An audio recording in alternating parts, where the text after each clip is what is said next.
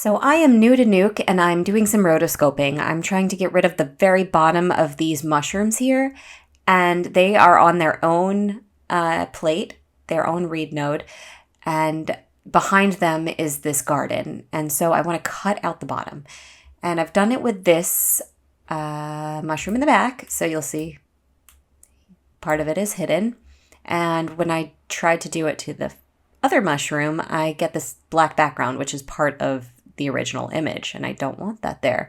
So how do you get rid of it? How do you get rid of that and get the background to overlap? Well, I have them all on the same roto node here. They're different Bezier handles. The Bezier handle for this little mushroom is Bezier 2. So if you compare the differences in all of them, the one thing you'll find is this square is white rather than transparent. So if I double click that square and go all the way to alpha and this slider, take it down to black, you'll see now it'll read the alpha as black because before it was reading it as white. So it wasn't working. And now it should work. And that's exactly what I want. Hope this helped you guys.